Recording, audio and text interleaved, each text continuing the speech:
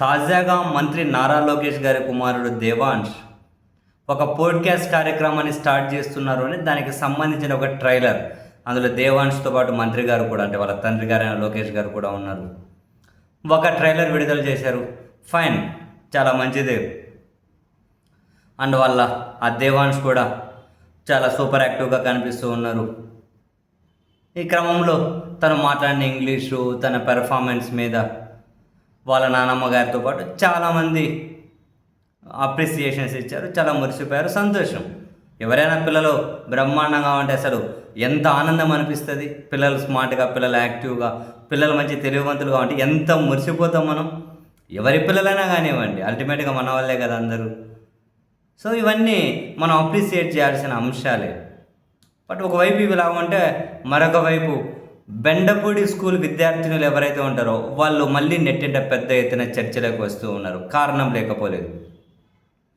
బెండపూడి విద్యార్థినులు అప్పుడు ముఖ్యమంత్రిగా ఉన్న జగన్మోహన్ రెడ్డి గారిని కలిసినప్పుడు వాళ్ళు ఇంగ్లీష్ మాట్లాడితే అప్పుడు కూడా అందరం బ్రహ్మాండంగా మురిసిపోవాలి. పైగా వాళ్ళు ఇప్పుడు దేవాంష్ లాగా అంటే ఇంటర్నేషనల్ స్కూళ్ళలోనూ అంటే వీళ్ళు పెద్దవాళ్ళు కదా, ఎక్కడైనా చదివించగలుగుతారు, వాళ్ళు ఎలాగైనా ట్రైన్ చేయగలుగుతారు. కానీ వాళ్ళు ప్రభుత్వ పాఠశాలలు చదివే విద్యార్థినులు కదా. సో వాళ్ళు అంత బ్రహ్మాండమైన ఎసెంట్తో ఇంగ్లీష్ మాట్లాడితే మనం ఏం చేయాలి? మురిసిపోవాలి. కానీ అప్పుడు కొందరు మురిగిపోయారు అసూయతోటి. కొందరు మురిగిపోయి పిల్లల్ని ట్రోల్ చేసి చివరికి ఇప్పుడు స్పీకర్ స్థానంలో ఉన్న వ్యక్తి కూడా అప్పుడు వాళ్ళని ట్రోల్ చేసుకుంటూ ఆ పాప రెండు సబ్జెక్టుల్లో ఫెయిల్ అయింది అన్నారు. అందులో మరీ ముఖ్యంగా మేఘన అనే అమ్మాయి ఫస్ట్ క్లాస్లో పాస్ అయినా రెండు సబ్జెక్టులు ఫెయిల్ అయింది, ఆ పాప ఫెయిల్ అయింది అని ఫేక్ మార్క్ షీట్లు కూడా కొందరు ట్రోల్ చేశారు, షేర్ చేశారు. పిల్లలు బాగా మాట్లాడితే ఆనందపడాలి. అదేం సాడిజం? ఏ పిల్లలైనా కానివ్వండి, అదేం సాడిజం వాళ్ళ మీద ట్రోల్ చేయడం? అదే ఇప్పుడు నెటిజన్లు ప్రస్తావిస్తూ ఉన్నారు. పేద పిల్లలు ఇంగ్లీష్ మాట్లాడితే ఏమో కుళ్ళుకొని అసూయపడి ట్రోల్ చేశారు. పెద్ద పిల్లలు మాట్లాడితే ఏమో అద్భుతం అని చెప్పి ఆనందం.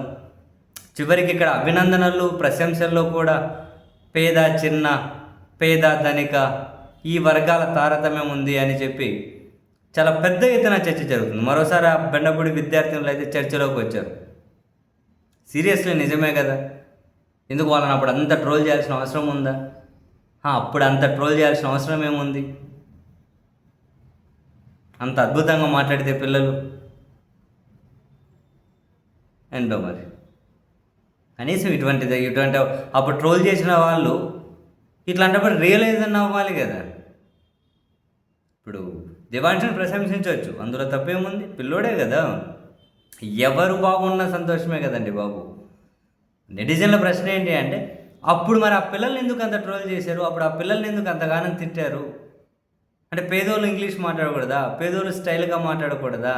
ఉన్నోళ్ళే మాట్లాడాలా? బలవంతులు, బలమైన వాళ్ళు, పెద్దోళ్ళే మాట్లాడాలా? అంటే ఇంత తారతమ్యాలు ఎందుకు అన్నది ప్రశ్నే.